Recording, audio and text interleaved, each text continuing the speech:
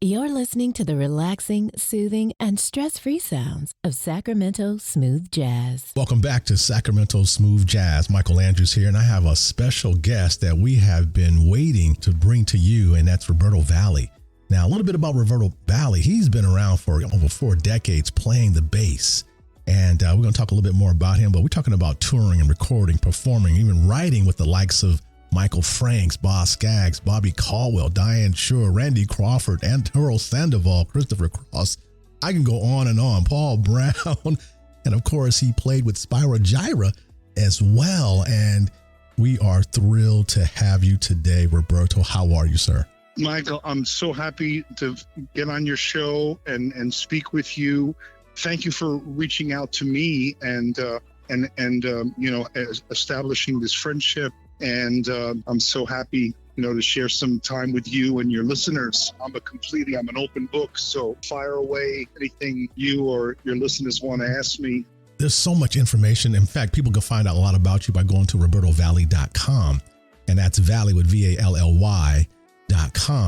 But I wanted to talk a little bit about, first of all, your experience. You've been around quite a bit, and people know you as the working artist. You're not the starving artist. You are the working artist. And looking at your history and the touring, the writing, the producing, the performing, you have just a kaleidoscope of individuals that you've played with. Mm-hmm. The genres that you add to your music selections are just amazing. I hear tango in there. I hear reggae in your music. And of course, in jazz, I hear so much.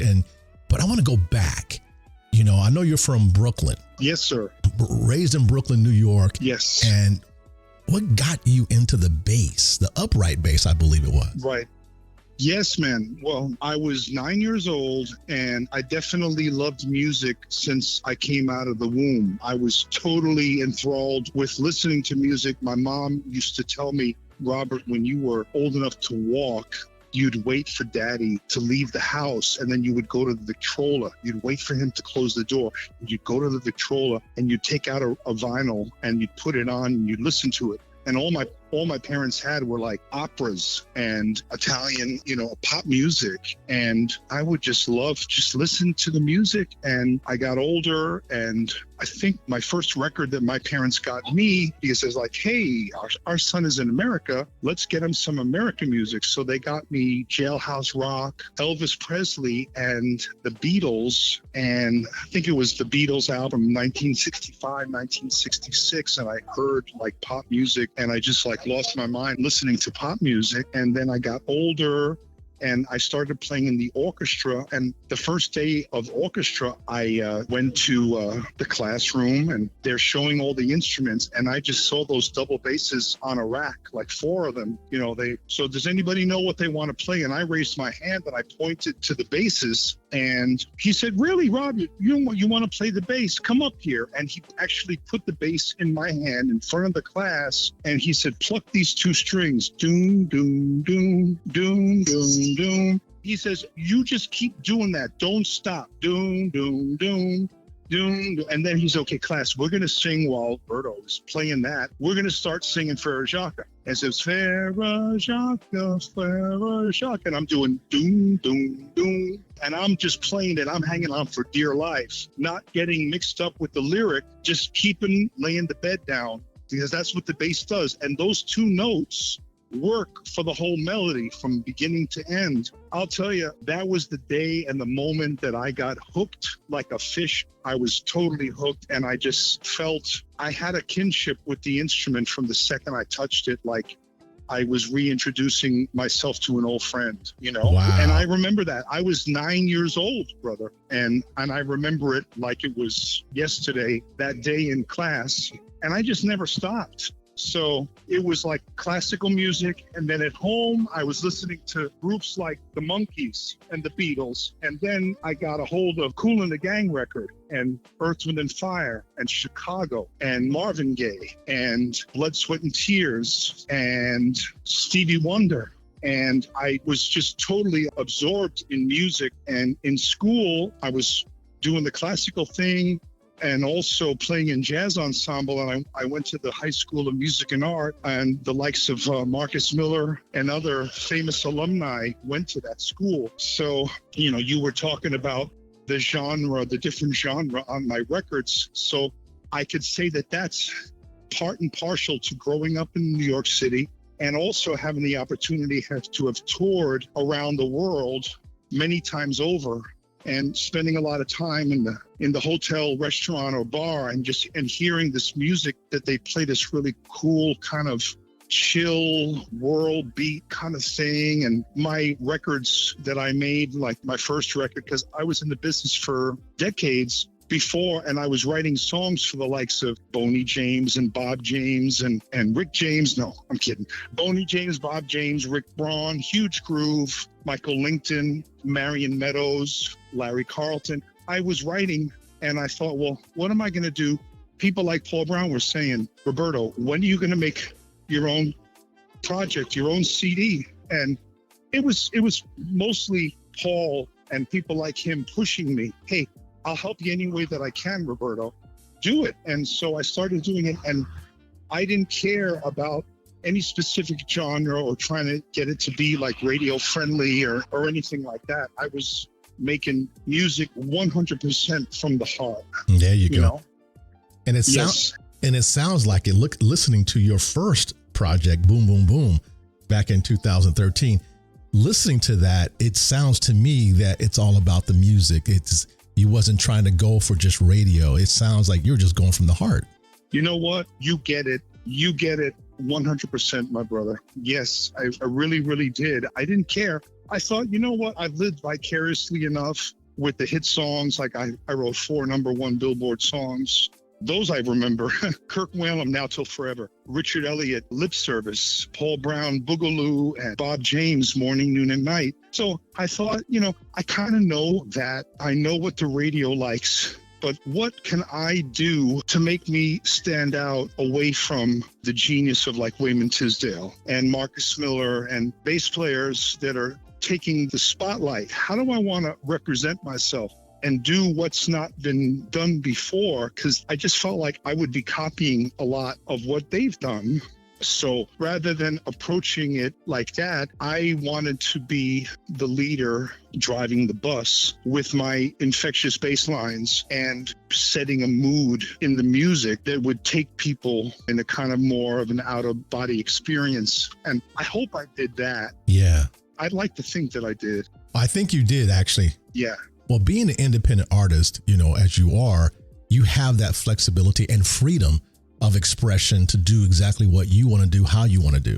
Yes. And that's important to a lot of artists, obviously. And listening to your music, you have, after Boom Boom Boom, you did Pure Lines back in 2017. Then, of course, Tranquila, which is perhaps my favorite. Oh, thanks. My favorite project. And talking with you, I love how the collaborations with Peter White and David Benoit, and then of course, yes. As we talked offline, Daniela Saladez out of Brazil, that Brazilian sound.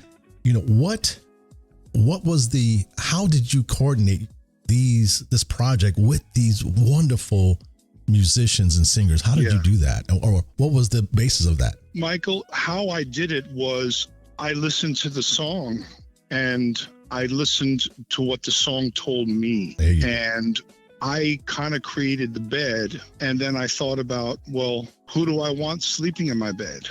And being that I do have the friendships, with these people, and I thought, wow, I'd love to, have Peter White get married to this song. I could hear David. I could hear his piano on this song. The song is asking for David. I might not get him. This song, man, I want to get Mr. Beast. I have to get Tom Schumann because he's a beast. And so most of how I picked the songs were, I just let the song dictate and just kind of tell me. And based on my big knowledge, like there's a Japanese girl artist herself, maybe you play her. Her name is Michio. And I met her in my time in Japan, going there touring with the likes of Bobby Caldwell and Paul Brown and Christopher Cross and Diane Shore, to name a few people that I've been to Japan so many times. And I made a friendship with a gal. And she just plays the sax. You know, there's a lot of great sax players in the States, but I wanted to feature her because I thought she just had such a beautiful, soulful way of playing and an elegant, feminine way of playing, but still, you know, had some cashews on it, you know. So she played on a few of my songs that on the records that I put out. You know, listening to, even now, you have 2 tracks that you released this year. One with Mark Etheridge, On the Down Low. Yes. And then the one that just came out more recently, Just Say Yes. Yes. I think you're working with Jeff Ryan with that one as well. I did. I sure did. And so, you know, you have this eclectic and wonderful collaboration of individuals that you work with. And I love how you bring the different genres together, you know, especially when I hear a little tango in the music. And of course, a little reggae in there, you know, and different genres, of course, with the jazz. You just have it nicely. It's like a well-balanced dish from a master chef that brings in a lot of different flavors. Yeah. And you do that very well. Thank you. Thank you, man. And that goes with your experience with a lot of different people that you've worked with, you toured with, that you've written with and performed with on stage. Yeah, I really wanted to make those records a musical kind of self-portrait of the music that moved me throughout my life.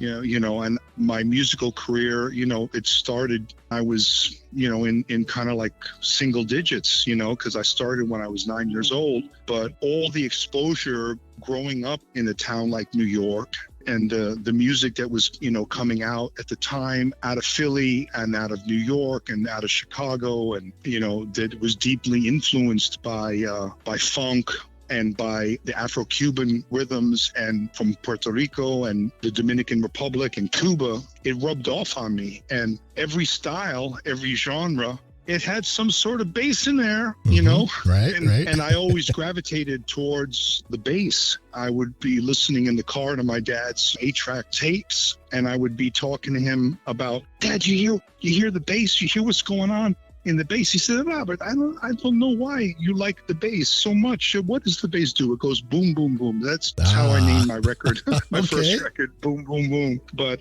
that's a fun fact. That's a fun fact right there. A trivia question. That's some good trivia. So living the charmed life that my family was able to give me, being son of immigrants and coming up in New York, and my dad wanted to be a musician, but he was busy working in the steel factory, you know, after World War II. All he could do was work. He loved to play. He would love to play the violin. He would have loved for me to play the violin, but I liked something more deeper, more satisfying for me, you know? So when you start, now folks, if you just tuned in, this is Michael Andrews. Now you're listening to Sacramento Smooth Jazz, and I'm having a conversation with bassist, producer, writer, performer, Roberto Vally. And we're having a great time just sharing some things there. Now, Roberto, you started with the upright bass. When did you get into the electric bass? What was that transition like?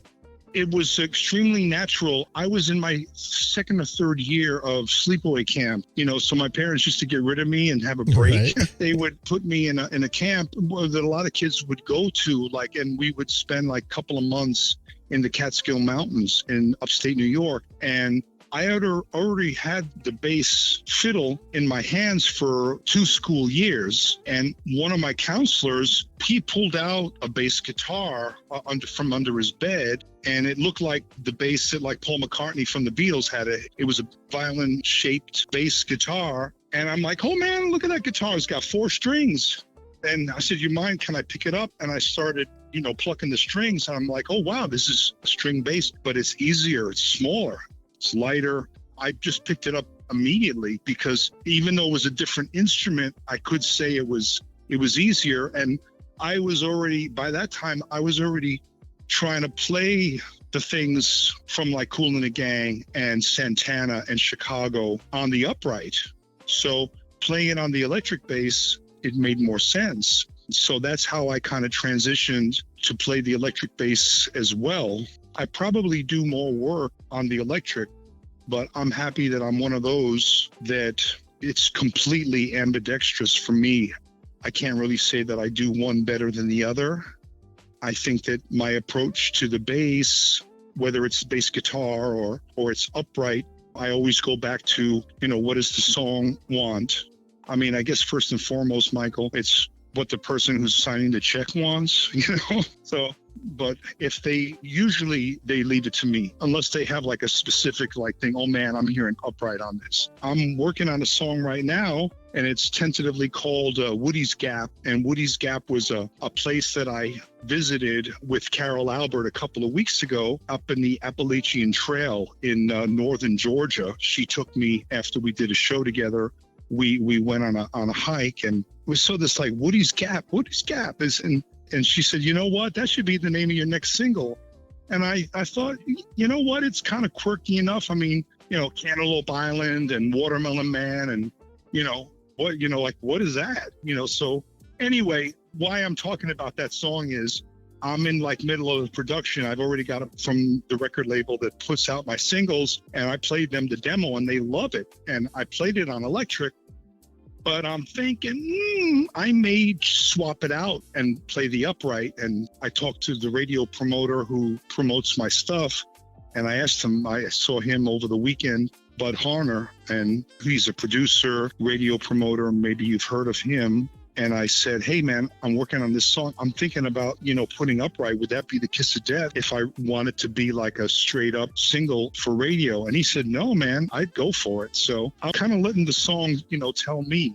But either one would work. But I've done some really cool things, even with hip hop, playing the double bass, and I saw this PBS special about Ron Carter, who has the Guinness Book World Record of the most recorded bassist in jazz with over 2,000 recordings, this guy. And he did something, I'm trying to remember the name of the rap group, and they sampled his bass and they put a beat on it and did a rap over it. And it's cool as heck. It's so earthy, Do you have any other projects you're working on right now besides what you mentioned? Yes. Well, I just finished producing a song for Andrew New, and Oh. He and we worked together with Bobby Caldwell and with Diane Shore, and he's been enjoying success on Smooth Jazz. We just did a cool cover of a Spinner song, and with all the people that he knows that produce, he asked me to do this, and he was going to just put it out for streaming and just have this cover song. And the people that he's playing it for, they go, Andrew, this is too good just to be a streaming song. This should go to radio, So I'm happy to be part of his production. I got a tour with David for the Charlie Brown Christmas tour that starts in December.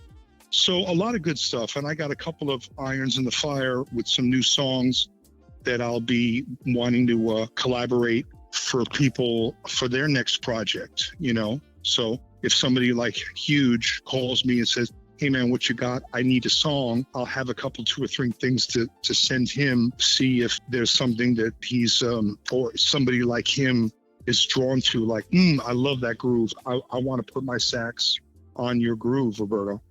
So that's how I do it. You are definitely working in your calling. That's how Thanks, man. You are working in your calling.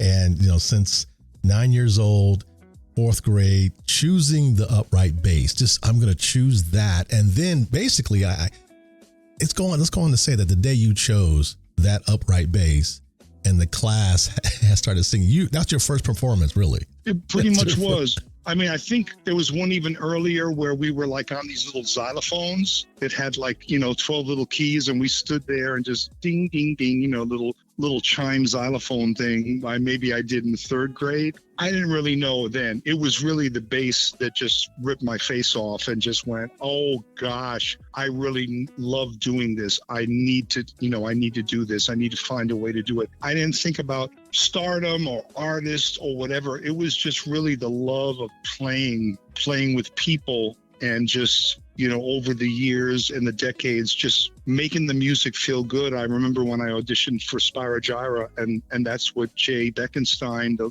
leader of the band, just said is you were looking at us, you were up there, you were smiling, you were reacting to the situation around you, Roberto. That's why we chose you. I think that love, the genuine love for the music, it was just, a pure love, and wasn't about money.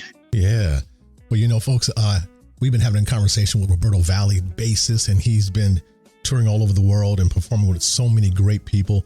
And you can go visit him at robertovally.com. Are you on any social media platforms, Roberto? Yeah, I'm on Facebook, and I'd love for people to come and say hello. They could reach out to me on Spotify too. Anything I post on Facebook, I'm old school. I don't do like TikTok and all that stuff, but I think everything I do on Facebook links up to Spotify or Instagram. I welcome people to reach out. I love when people comment on my songs. Even if you listen to it on YouTube, you can check out my channels on YouTube and listen to my stuff on Spotify as well. I'm just so happy that you thought enough of me and my jams to have me on your show, Michael. Thank you so much. Absolutely. Absolutely. Now, I know when I ask this question, it's kind of difficult sometimes because it's like choosing, your favorite child. And so now I want to, there's so many different songs that I can choose here, but is there a particular song besides your latest that you can think of that we can just end with this to let the people hear? I would just say something nice to hear would be from my first album. It's a little eclectic, but I think it just puts me in a great mood. It's called Sabata. All right, folks. Well, we want to thank you, Roberto Vally, for joining me today and letting our listeners hear more about you. You are just amazing to talk with and learn from and to listen to about your experience. And I encourage everyone to, go to the streaming platforms to check out his tracks, Roberto Vally, and you'll see that he has some amazing things. He has a latest out called Just Say Yes. And of course, earlier this year on the download with Mark Etheridge, but we're going to go to his very first album, Boom, Boom, Boom. And we're going to leave you with Sabata right here on Sacramento Smooth Jazz. Thank you, Roberto. Really appreciate you hanging out with me. Thank you so much.